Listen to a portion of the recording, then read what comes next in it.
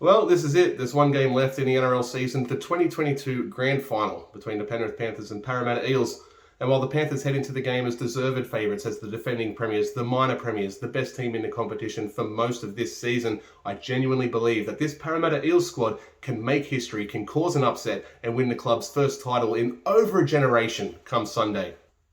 But why can they do it? Well, they've already beaten the Panthers twice. There is not a single team in the competition that has enjoyed any kind of similar success rate against the defending premiers. Ivan Cleary wants to talk about the circumstances surrounding Parramatta's wins against them this year. Circumstances only take place out on the field. As long as Parramatta are well prepared, they may be better prepared than the Panthers to handle whatever challenges come up in the middle of the game. Secondly, the Eels are far from a one-man team. They've got danger and attacking threats all over the park. They've got some of the most exciting halves in the competition, two of the best back rowers in the competition. Their outside backs are a threat. Reid Marnie is great from dummy half. And as we saw with Regan Campbell-Gillard in Townsville, even their props can cross the line to score the try. They're a team that has attacking threats from 1 through to 17, and that puts them at a huge advantage when it comes to the possibility of causing an upset. And third, that win against the Cowboys. The second half of that game came at the perfect moment for Parramatta as they're preparing for a grand final. Their backs were to the wall, the odds were against them. All they could do was rely upon each other, rely upon the game plan, stick it out,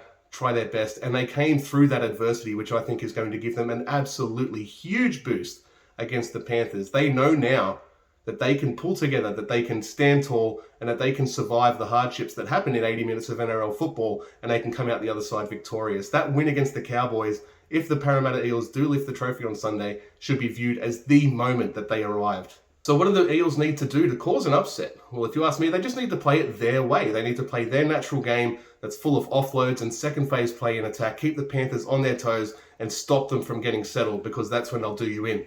They've shown that they can recover from a poor completion rate, so if it doesn't come together early, I don't think they need to worry too much. Of course, conditions may not be favourable for their offload game, but what else are they going to do? It's got them this far. They need to back themselves and to play the way that they've played at their best this season. They're going to face adversity, the ups and downs of an 80-minute football match, as we just talked about. They know now from the game against the Cowboys that they can stick it out and they can ride it through. But Parramatta have a tendency, when their backs are to the wall, to panic a little bit, to try and score off every play. Brad Arthur's spoken about it many times this year. And if they start to do that, they're going to be playing right into the Panthers' game plan and strategy.